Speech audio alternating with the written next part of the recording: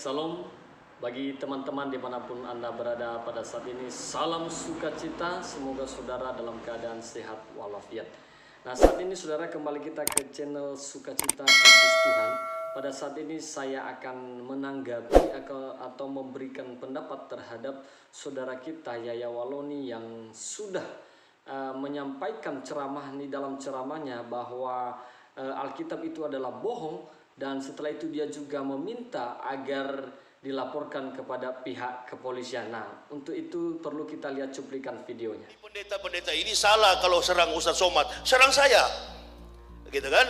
Atau bilang sama Majelis Ulama Indonesia dan Dewan Gereja Indonesia, bikin debat pendeta dan Ustadz di TV One. Saya yang mempendetakan pendeta dan ini dokumen saya rektor. Jadi salah kalau Ustadz Somad yang ditantang. Coba tantang saya lah, kan bersatu sekarang ini karena orang-orang kafir ini mulai berani. Padahal dia minoritas, dia mulai berani menyerang UAS. Menyerang Ustadz Somad sama saja dengan membangunkan harimau yang sedang tidur. Kasihan kau. Kau pertama kafir, kedua goblok, dan di Indonesia ini tidak ada pendeta yang kuasai bahasa itu. Ada 3 orang dulunya, 2 sudah di neraka karena sudah mati, tinggal saya masih hidup.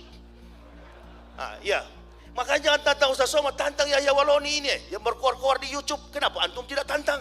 Saya yang berkoar-koar di TV mengatakan kitab Bible Kristen itu bohong, nggak dilapor-lapor. Aneh bin ajaib, ya begitu Saya yang mendirikan Universitas Kristen Papua. Itu dengan support dana dari Stuttgart, Jerman. Saya bukan mengatakan Bible Kristen fiksi, Bible Kristen itu palsu.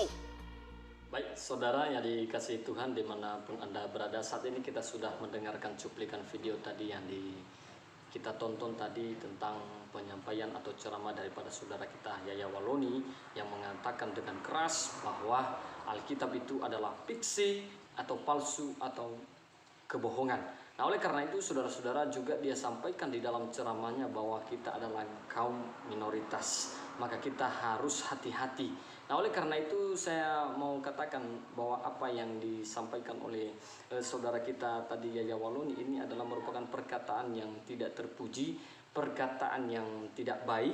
Menurut saya bahwa ini sangat-sangat menyinggung perasaan daripada orang-orang Kristiani yang dimana Alkitabnya dihina dan juga dikatakan adalah kebohongan.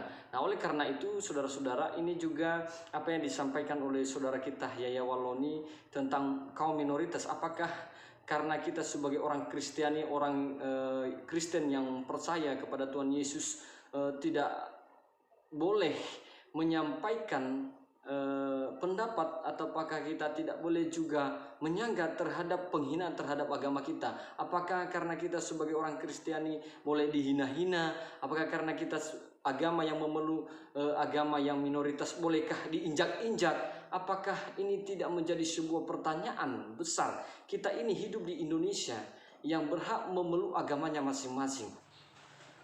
Nah, saudara yang dikasihi Tuhan, saya mau katakan apa yang disampaikan oleh saudara kita Yaya Waloni tadi ini adalah perkataan yang tidak terpuji dan tidak benar.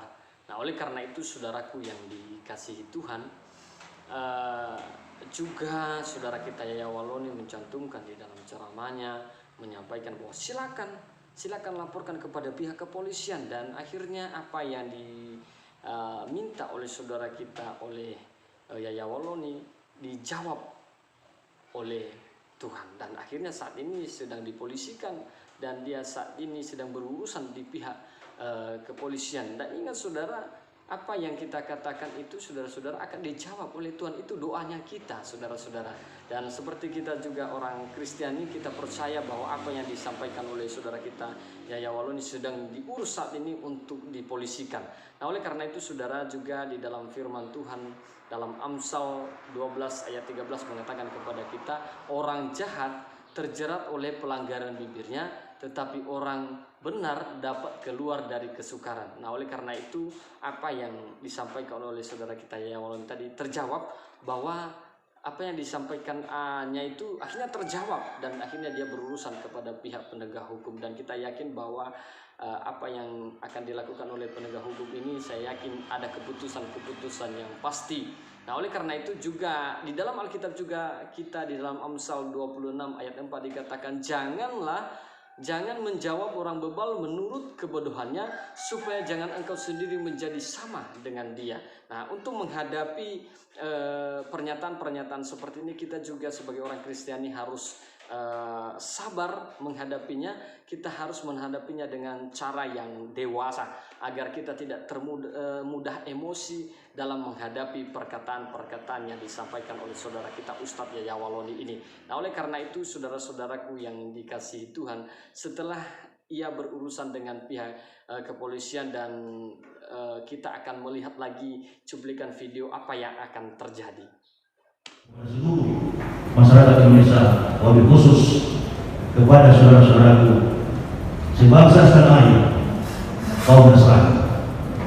Mudah-mudahan di kemudian hari Allah Subhanahu wa Ta'ala akan berikan kepada saya hikmah yang lebih baik untuk menjadi seorang pendakwah yang terang demi kejayaan negara kesatuan Republik Indonesia dan persatuan seluruh putra-putri bangsa.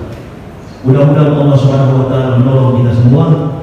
Terima kasih atas petunjuk yang diberikan oleh Yang Mulia, dan kami akan menghadapi ini dengan penuh keikhlasan, kesabaran atas pertolongan Allah Subhanahu.